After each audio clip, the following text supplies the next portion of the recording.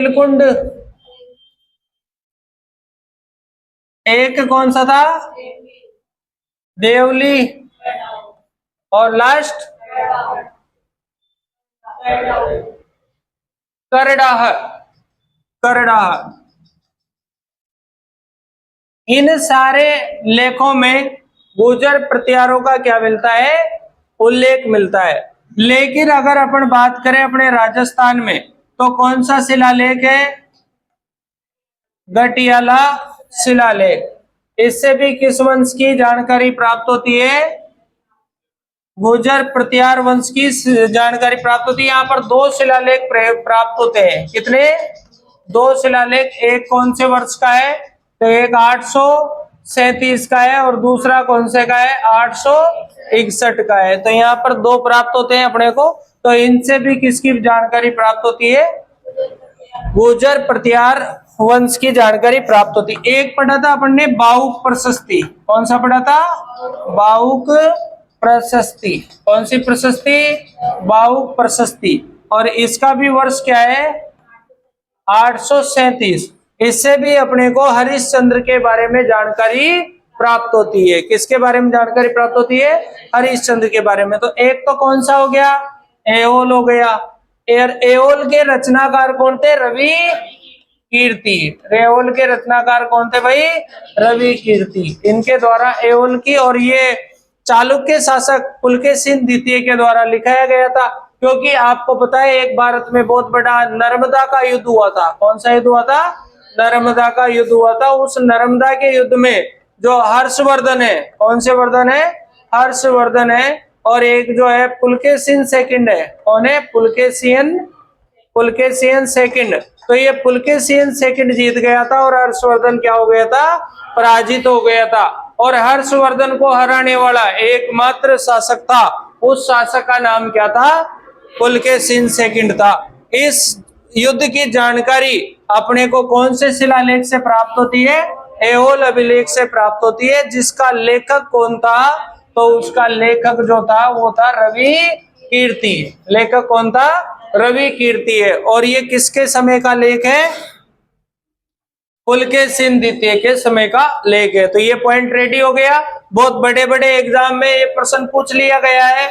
Already आ चुका है कितनी बार, और ये प्रश्न भी काफी बार आ चुका है कि प्रतिहार वंश के बारे में जानने का पहला जो स्रोत है वो कौन सा है? तो वो है एओल अभिलेख। इसके अलावा एक जानकारी प्राप्त होती है ग्वालियर प्रशस्ति से। कहां से प्राप्त होती है? ग्वालियर प्रशस्ति से। तो ग्वालियर प्रशस्ति जो है वो भोज के समय की है। किसके समय की है? भोज के समय की। और भोज के द्वारा लिखवाई गई है। तो इससे भी प्रतिहार वंश की क्या प्राप्त होती है? जानकारी प्राप्त होती है।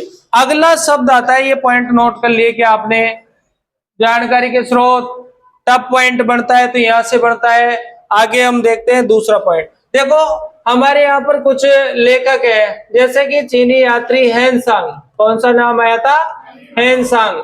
हेनसांग जो आए थे ये आए थे हर्षवर्धन के समय। किसके समय आए थे? हर्षवर्धन के समय। चीन के यात्री हैं। कहाँ के यात्री हैं? चीन के यात्री हैं। किसके समय आए थे? हर्षवर्धन के समय। कहाँ पर आए थे? भारत की यात्रा पर, बौद्ध स्थानों की यात्रा पर आए थे। तो हेनसांग को युआन च्वांग भी कहा जाता है, वेन स्वांग भी कहा जाता है, स्वेन सांग भी कहा जाता है। तो ये आए थे और इन्होंने इस प्रतिहार वंश को जो नाम दिया था वो दिया था कूचेलो। कूचेलो। क्या नाम दिया था? कूचेलो।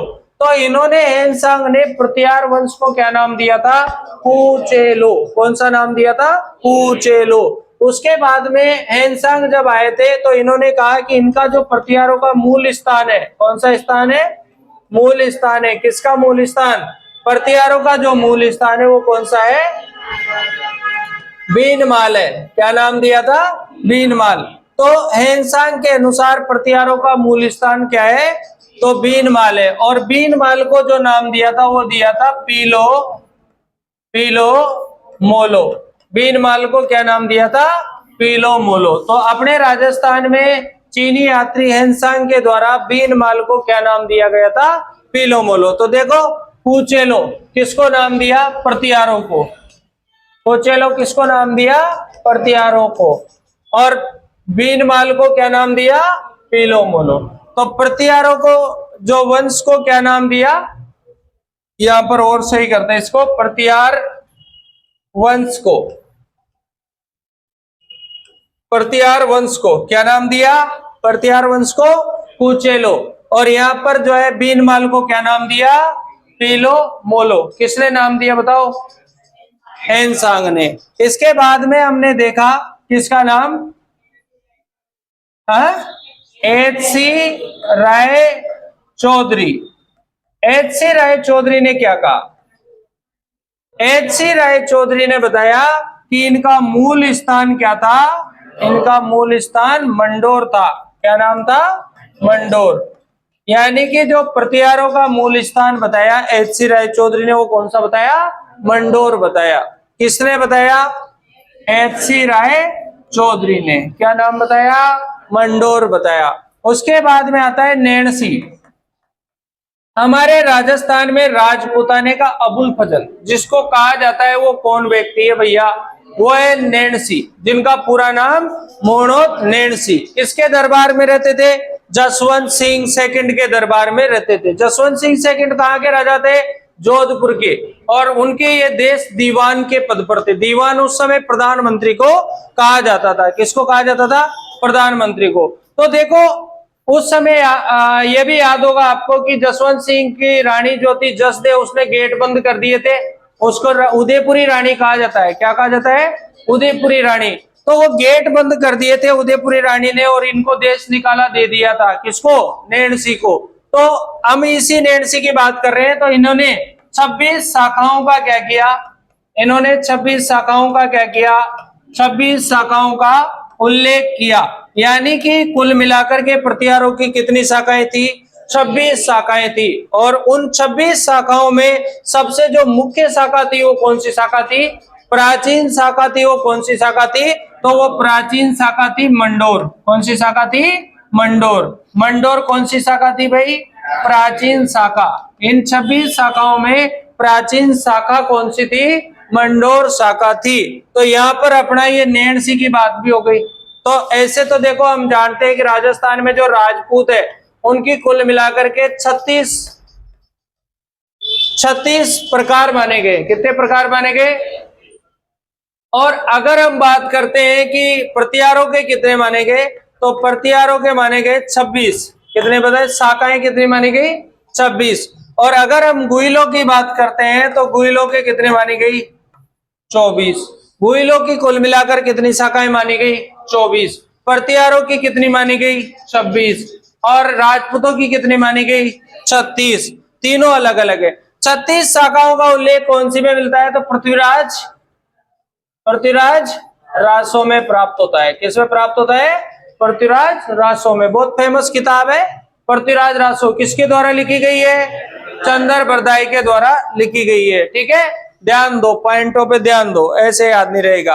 अब आ जाओ, दो व्यक्ति हो गए, एक ये हो गए, एक हेनसांग हो गए, और एक कौन से हो गए? नैणसी हो गए। इसके बाद में और कौन थे? एक व्यक्ति का नाम और बताया था शायद, दशरथ शर्मा।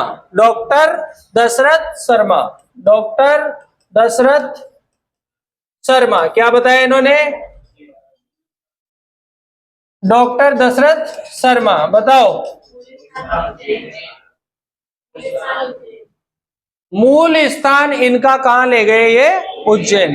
क्योंकि दशरथ शर्मा इनका मूल स्थान क्या मानते हैं? मूल स्थान क्या मानते हैं? उज्जैन मानते हैं। देखो प्यारे बच्चों, ये चैप्टर अधिकांश अध्यापक छोड़ते हैं। जैसे आपको आगे जो वंश पढ़ेंगे अपन, राठौड़ वंश, उसमें भी मूल स्थान का जिक्र होगा। आगे अपन पढ़ेंगे गुइल वंश, उसमें भी मूल स्थान का जिक्र होगा। आगे अपन पढ़ेंगे चौहान वंश, उसमें भी मूल स्थान का जिक्र होगा। अभी अपन पढ़ रहे हैं प्रतिहार वंश, उसमें भी मूल स्थान की बात कर रहे हैं।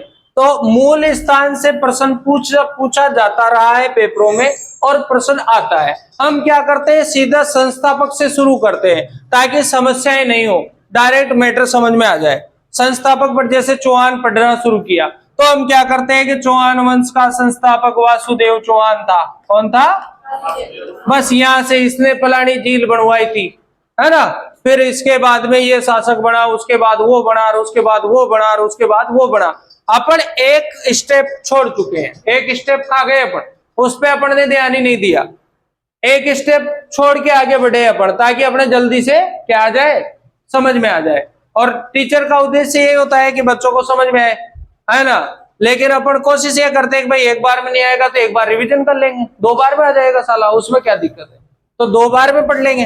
तो ये है। अगला आते हैं गुइल। अब जैसे गुइलों में बात करते हैं, गुइल में डायरेक्ट शुरू करेंगे भाई, गुइल वंश का संस्थापक बप्पा रावल था। कौन था?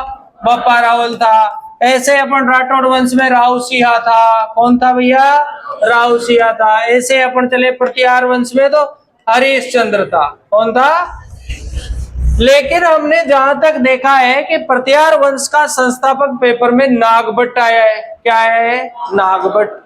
प्रतिहार वंश का संस्थापक नागभट्ट है। कौन सा है? नागभट्ट। अभी हाल पटवारी का एग्जाम हुआ, उसमें प्रश्न पूछा गया प्रतिहार वंश का संस्थापक बताओ, और आंसर क्या आया भैया? नागभट्ट। अब हमने तो नागभट्ट पढ़ा ही नहीं, हमने तो क्या पढ़ा?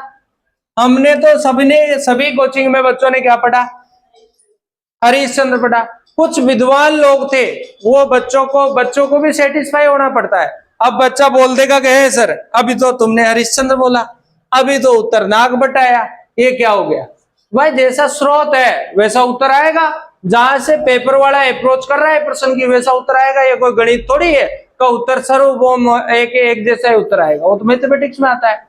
इसमें स्रोत और संसाधन के आधार पे उत्तर आता है। जैसे अभी हाल प्रश्न पूछ ले भाई, प्रतिहारों का मूल स्थान क्या था? डायरेक्ट ही प्रश्न है और कुछ भी नहीं बोला तो आप सीधा ही आंसर लगा दो, मंडोर है। क्या है? सीधा ही लगा दो, मंडोर है। लेकिन भैया उसमें स्पेशल मेंशन कर दिया। क्या मेंशन कर दिया?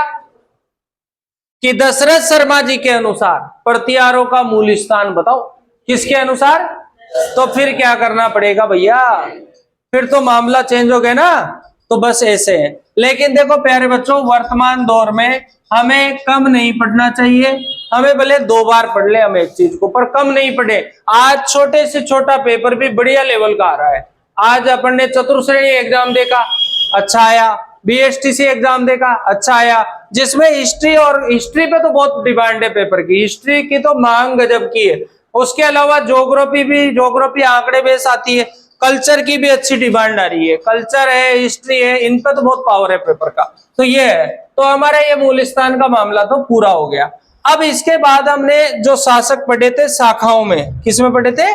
शाखाओं में। तो इनकी जो प्रमुख शाखाएं, कौन सी शाखाएं? प्रमुख शाखाएं, पॉइंट डालो। प्रमुख शाखाएं कौन सी शाखाएं थी? जिन्होंने डाल रखा है वो चेक करो, जिन्होंने नहीं डाल रखा है वो डाल लो। प्रमुख शाखाएं, तो सबसे पहले कौन सी शाखा थी? मंडोर शाखा। कौन सी शाखा थी? फिर कौन सी थी?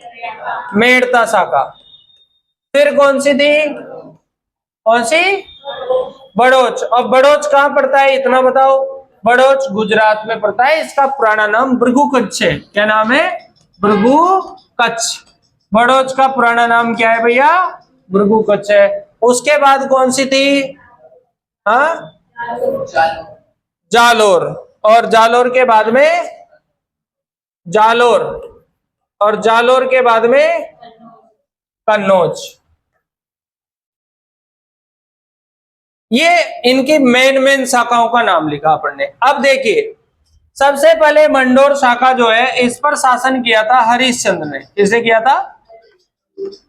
जिसकी जानकारी हमें प्राप्त होती है गटियाला से भी होती है। किससे होती है? जिसकी जानकारी हमें बाउक प्रशस्ति से भी होती है। कौन सी से होती है? तो बाउक प्रशस्ति और गटियाला शिलालेख दोनों से हमें क्या प्राप्त होती है? जानकारी प्राप्त होती है। तो ये क्लियर हो गया कि भाई हाँ, मंडोर पर हरिश्चंद्र जो है उसका शासक था और ये संस्थापक था।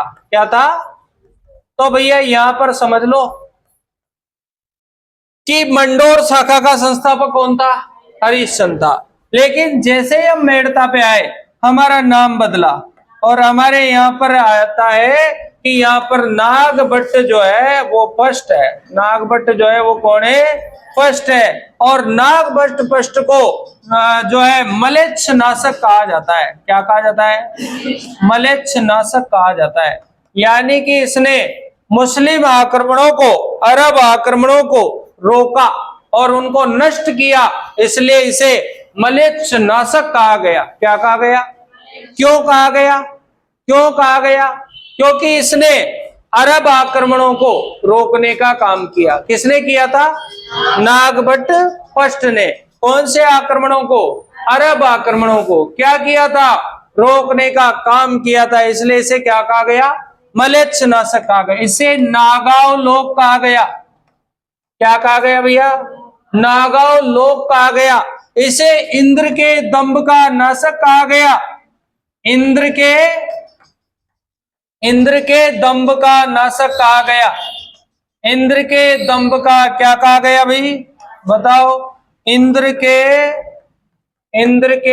दंभ का नाशक किसे कहा गया, और इसे मेघनाथ का प्रतिरोधक कहा गया। मेघनाथ का प्रतिरोधक कहा गया। देखो कितने बड़े बड़े नाम है। मलेच्छों का नाशक किसे कहा जाता है, नागभट्ट फर्स्ट। नागावलोक किसे कहा जाता है, नागभट्ट फर्स्ट। इंद्र के दंभ का नाशक कौन है, नागभट्ट फर्स्ट।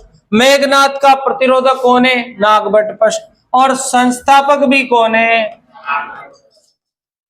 अब पेपर वाले ने पूछा कि प्रतिहार वंश का संस्थापक कौन था, और उसमें ऑप्शन में क्या नहीं था, तो उस कंडीशन में कौन है, नागभट्ट फर्स्ट आता है। ठीक है। अब यहां पर देखो, ये जालोर शाखा आती है, एक कन्नौज शाखा आती है। जालोर में जो जगह है वो बीनमाल है। कौन सी जगह है, बीनमाल है। और इस बीनमाल को क्या नाम दिया गया, पीलो मोलो नाम दिया गया। क्या नाम दिया गया भैया, पीलो मोलो। बीनमाल को क्या नाम दिया गया, पीलो मोलो। देखो भाई, जो बच्चे आपस में बातचीत करेंगे वो फिर डिस्टरबेंस लाते हैं, है ना। अगर तुम कुछ भी पढ़ के आए हो तो प्रश्न पूछो, है ना। दूधाड़े निकाल देंगे अच्छे अच्छों के, तुम क्या मानते हो, है ना। पर यूं है कि बात बिल्कुल नहीं करे। तुम चाहे जो मैराथन दे के आओ, लंदन तक की, जयपुर तक की, और प्रश्न पूछो, है ना। तुम उसमें से ऐसा प्रश्न लाओगे ये तुम्हारे साहब को आएगा ही नहीं, वो पूछो तुम्हें इस बात की छूट है, पर बात करने की छूट नहीं है। ठीक है, तो ये ध्यान दो। अब आगे से इंटरेस्ट खराब मत करो, है ना। बड़ी मुश्किल से तो इंटरेस्ट बनता है और फिर इंटरेस्ट को खराब कर देते हो, है ना, तो वो माहौल खराब हो जाता है पूरा, है ना। देखो, हमें कोई यहाँ शौक तभी मजा आता है पढ़ने और पढ़ाने का, जब दोनों तो हाथों से ताली बजती है। एक हाथ से ताली बजाए, तुम्हें मजा आ रहा है कि नहीं आ रहा अभी पढ़ने में, अभी आ रहा है कि नहीं आ रहा, आ रहा है ना, तो फिर उसको अड़ाए रखो, है ना। अब देखो, कन्नौज के बारे में बात करते हैं। कन्नौज भारत में बहुत फेमस जगह है। कन्नौज एक प्रकार से, जब हर्षवर्धन का समय था तो हर्षवर्धन की बहन का विवाह कहाँ हुआ था, कन्नौज में हुआ था। और वहां पर जब बहन का विवाह हुआ था तो वहां के जो शासक थे उनकी क्या हो गई थी, मृत्यु हो गई थी। जिम्मेदारी किसकी बनती है, कन्नौज की रक्षा करने की, हर्षवर्धन की। इसलिए हर्षवर्धन ने कन्नौज की रक्षा की जिम्मेदारी भी ले ली थी। लेकिन बाद में यहाँ कन्नौज, जब हर्षवर्धन की मृत्यु हो जाती है, किसकी मृत्यु हो जाती है, जब मृत्यु हो जाती है, तो कन्नौज के लिए अलग अलग शक्तियां कन्नौज को पाना चाहती थी, क्योंकि कन्नौज एक सेंट्रल इंडिया में आता है। कहाँ आता है, और पावरफुल जगह है, तो कन्नौज जीतना हर एक की इच्छा है। यानी कि हर प्रतियोगी परीक्षा देने वाला बच्चा आरएएस का पेपर देना चाहता है। क्यों, क्योंकि वो एक सेंट्रल पावर है। कौन सा पावर है, चाहे भले कॉलेज लेक्चर बन गया हो, चाहे स्कूल लेक्चर बन गया हो, चाहे सेकंड ग्रेड बनाओ, चाहे थर्ड ग्रेड बनाओ, फिर भी सारे के सारी तरह के बच्चे क्या देना चाहते हैं, जबकि उसका ग्रेड पे तो कॉलेज लेक्चर के पेमेंट से कम है, फिर भी उसका एग्जाम क्यों देना चाहता है, क्योंकि वो पावरफुल पद है। कौन सा पद है, इसलिए देना चाहते हैं। चाहे वो भले से बीएसटीसी कराओ या बीएड कराओ, फिर भी कौन सा एग्जाम देगा, वो आरएस का एग्जाम देगा। इसी तरह उस समय का कन्नौज का माहौल था। तो यहाँ पर प्रतिहार, परमार, चौहान ऐसी शक्तियां थी, तो उनमें से त्रिपक्षीय युद्ध हुआ। कौन सा युद्ध हुआ, त्रिपक्षीय युद्ध हुआ। और ये जो त्रिपक्षीय युद्ध हुआ ये किस जगह के लिए हुआ? कन्नौज के लिए। कौन सा युद्ध हुआ? त्रिपक्षीय युद्ध हुआ। किस जगह के लिए हुआ? कन्नौज के लिए हुआ। बताओ कौन कौन लड़े? एक तो प्रतिहार लड़े। कौन लड़े? एक पाल लड़े और एक कौन लड़े? राष्ट्रकूट लड़े। प्रतिहार लड़े, पाल लड़े, और यहां बड़ा ना त्रिभुज। प्रतिहार लड़े, पाल लड़े और कौन लड़े? राष्ट्रकूट लड़े। जब ये तीनों लड़े तो फिर जीते कौन? बताओ कौन जीते? अंतिम रूप से कौन जीते? प्रतिहार जीते। इसलिए प्रतिहारों का कन्नौज पर क्या हो गया? अधिकार हो गया, क्योंकि जो जीता वही क्या है? सिकंदर है। यानी कि जो जीतेगा वही सिकंदर है, बाकी तो सब बंदर है। ठीक है ना? तो यहां पर किसका अधिकार हो गया? फिर प्रतिहारों का अधिकार हो गया। चलो बना लो, इस त्रिभुज को भी बना लो।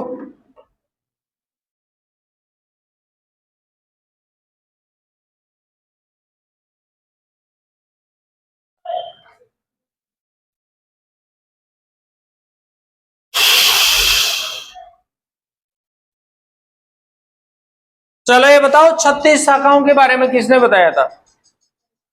बताओ बताओ। देखो मुंडा खोलो, दिमाग खुलेगा, है ना? बताओ।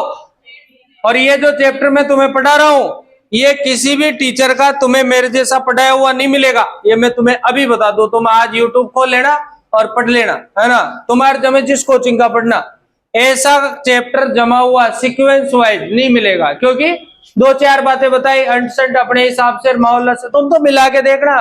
प्रत्यक्ष को प्रमाण की आवश्यकता नहीं होती है। यूट्यूब ओपन है और आप मिला के देख लो। आज जाओ और इसी चैप्टर को मिलाना, फिर उसके बाद में आत्म संतुष्टि करना कि मार साहब ने जो बताया वास्तव में काबिले तारीफ है। नहीं तो फिर क्या है? गुड़ गोबर श्यार का है ना? तो अगला पॉइंट चलते हैं। तो यहां पर आते हैं हम आगे कि प्रतिहारों का जो है नागभट्ट के बाद, कौन से भट्ट के बाद? सबसे पहले तो हरिश्चंद्र की बात करते हैं। किसकी बात करते हैं? हरिश्चंद्र की। तो देखो हरिश्चंद्र जो शासक था, कौन सा चंद्र है रे? ये राजा हरिश्चंद्र नहीं है, हरिश्चंद्र है ओनली फॉर हरिश्चंद्र प्रतिहार। इसके दो मेट में थी। एक का नाम क्या था? एक का नाम था सतराणी। एक का नाम क्या था? सतराणी। और दूसरी का नाम क्या था? एक तो थी इसके सतराणी और दूसरी कौन सी थी भैया? एक थी ब्रह्मणी। कौन सी थी? ब्रह्मणी। यानी कि ब्राह्मण की चोरी क्या है? ब्रह्मणी। और एक क्षत्रिय की चोरी क्या है? सतराणी। तो बताओ आप, इस सतराणी का नाम क्या था? भद्रा। और ब्रह्मणी का नाम क्या था? कोई बात नहीं, याद नहीं है ना? इसको रिक्त स्थान छोड़ दो। तो यहां पर ध्यान दो कि इसके चार छोरे हुए। किसके? किसके? एक का नाम क्या था? कंदक। लगाओ कंदक। उस कक्कू को काट देना, कंदक ही रख लेना। उसके बाद दूसरे का नाम क्या था? दह। एक का नाम क्या था? रज्जिल। और एक का नाम क्या था?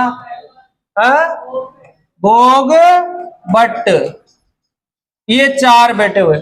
इनमें से रज्जिल जो है इसको क्या बनाया गया?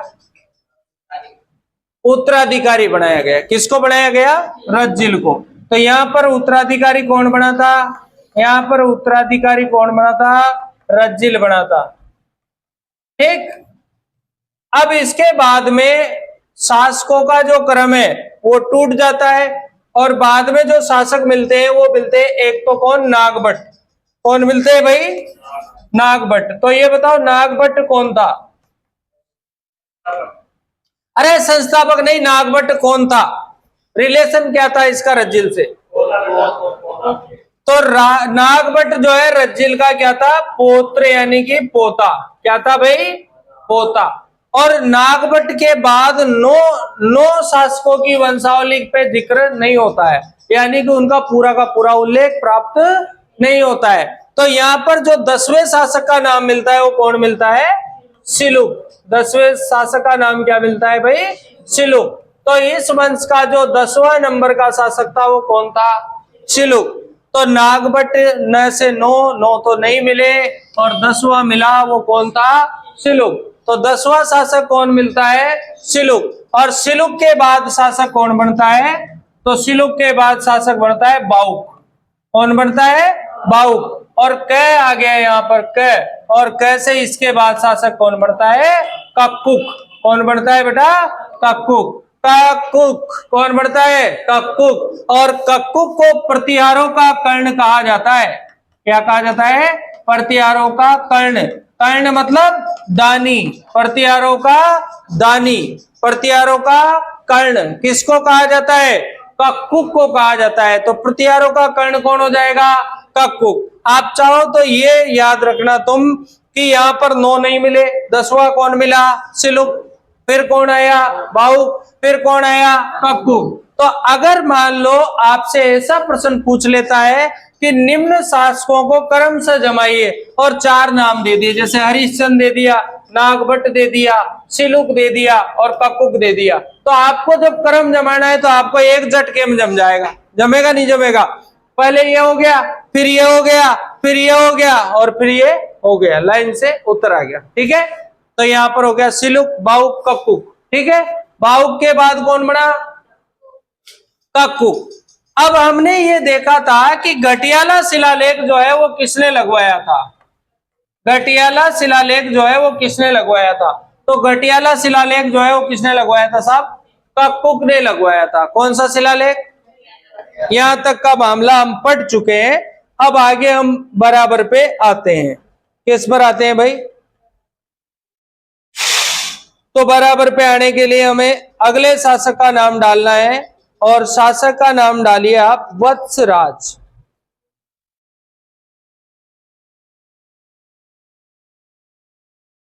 बरमाणी का नाम लिखाऊं? क्षेमा।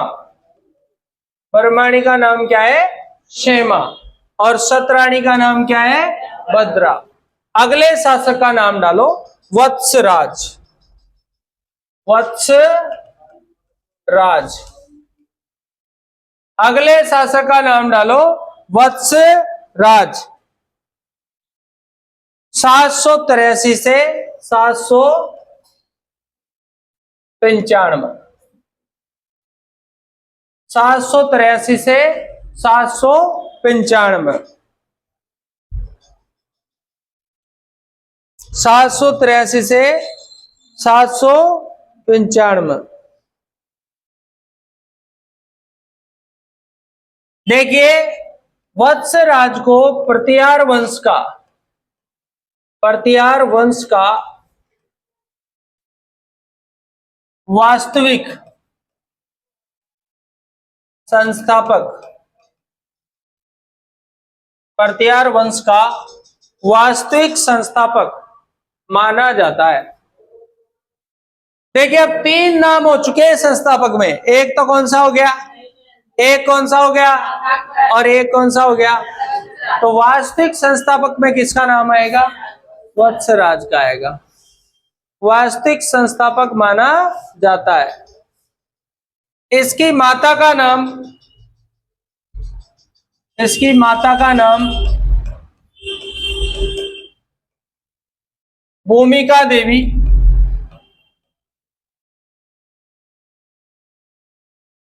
और पिता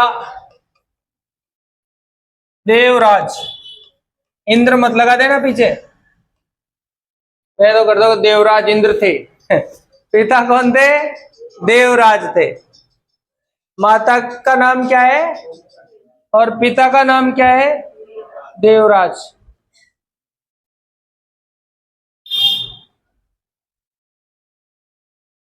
उपाधियां,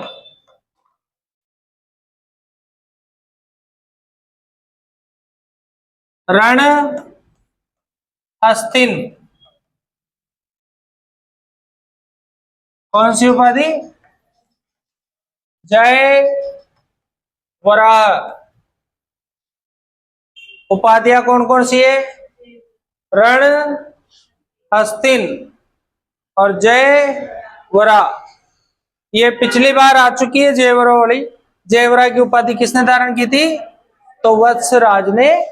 तो रण, अस्तिन और जयवरा ये उपाधियां धारण की। रणहस्तिन का मतलब है युद्ध का हाथी। क्या अर्थ है इसका? युद्ध का हाथी, यानी कि युद्ध में कैसा था ये? हाथी के समान था ये युद्ध में।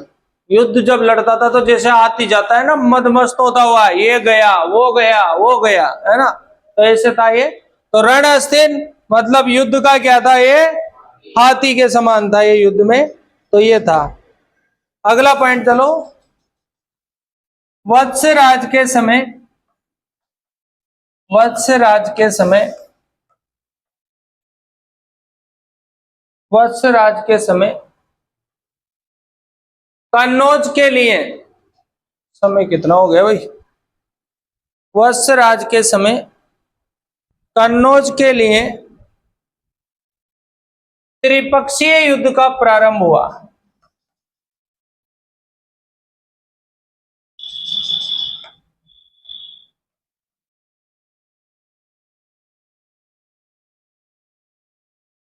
कन्नौज के लिए त्रिपक्षीय युद्ध का क्या हुआ?